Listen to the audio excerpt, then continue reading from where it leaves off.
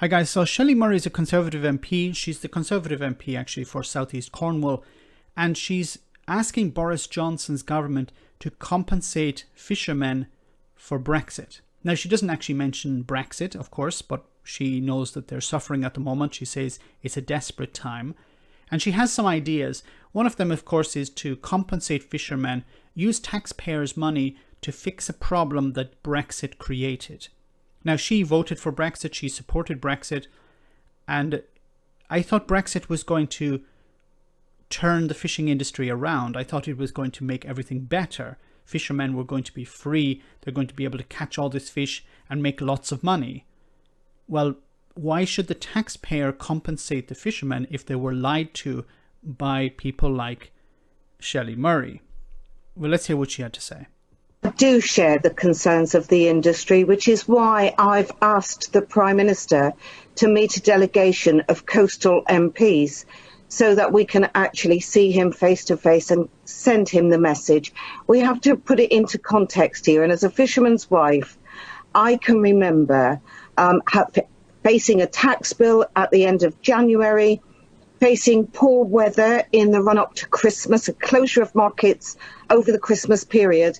And this is now a really desperate time for those vessels. And one of the things that I want to really reinforce to the Prime Minister is that it would be a good thing to actually give the industry the similar sort of help to what they received last year for the loss of the domestic market. So they should be compensated for Brexit. So the taxpayers should pick up the tab, even though Brexiteers told them that Brexit would be good for Britain. In order to ensure that they actually ride out the waves, if you like, of the next few months. There is no riding out the waves. This is a permanent situation. Brexit is not some sort of bump in the road that after you get over it, things will be better. This is for good. Now, some things can be fixed. You know, the delays at the border, if they're actual delays, they can be fixed by adding more staff, by training up more staff, by fixing some of the computer systems that are not working correctly. Those things can be fixed, but the actual need for paperwork is not going to go away. Not until you rejoin the single market and the customs union. But I don't know if Shelley would support that idea. And when we see the restaurants and that open again, and so they can bounce back.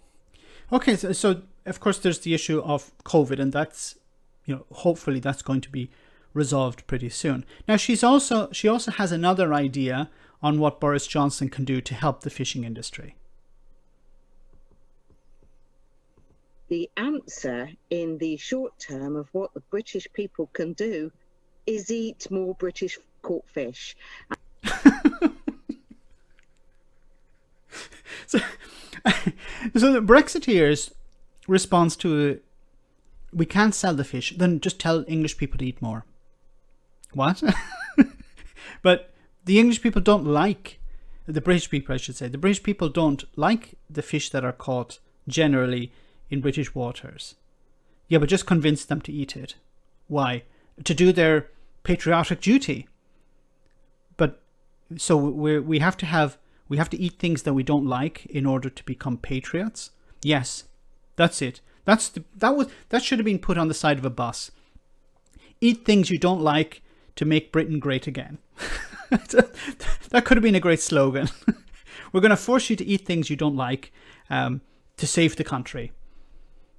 And that was one idea that I put forward to the Prime Minister today. I think he comes into his own, the Prime Minister, with his PR. And if anybody can sell to the British public, buy red mullet, buy John Tory, buy grey mullet, then I think he'll have a darn good go.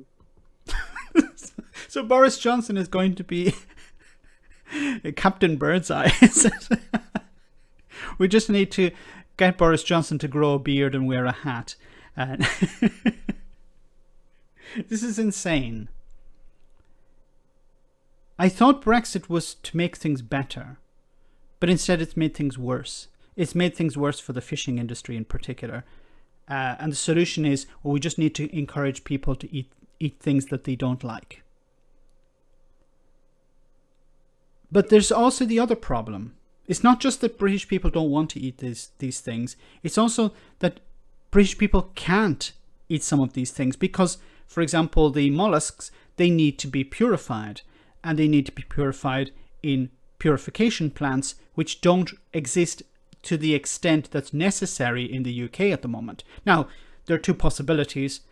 People don't eat them, or people, you invest in new purification plants. But that takes time and it takes money. So if it takes time and money, well, the money part, who's going to pay for that? If there isn't a demand at the moment, then who's going to pay for it? Industries are not going to say, let's start, investing in plants when there's no demand.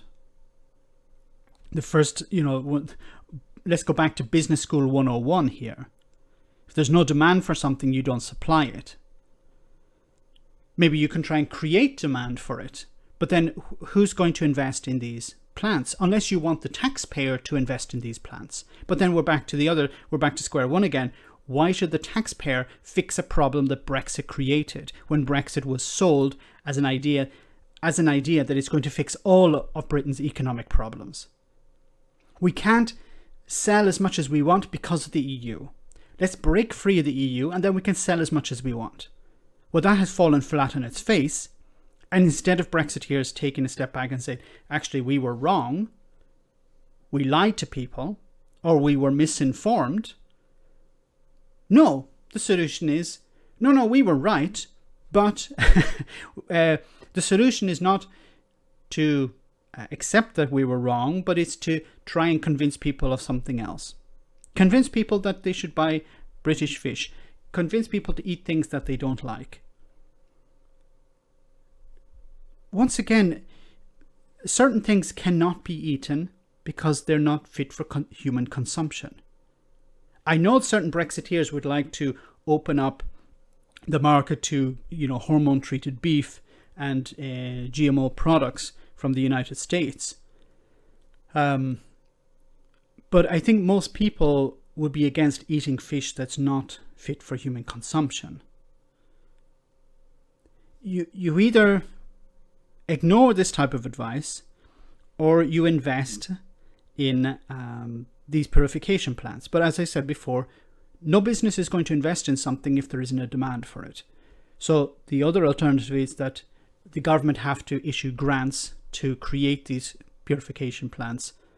And then we don't even know whether the people after that would still decide to eat this fish. This is a Brexiteer solution to a Brexiteer problem. I don't know what else to say, guys. Let me know in the comment section, guys, what you think. As always, your comments are greatly appreciated. Thanks a lot. I want to say a big thank you to all of my patrons. You ensure that this channel continues to exist. I'm eternally grateful for all of your support. If you join Patreon, you will receive instant access to our Discord server, where we have both audio and video chats. You can chat with me and other patrons, where we discuss important and non-important issues. Becoming a patron per month costs about the same as a large coffee, so why not check it out?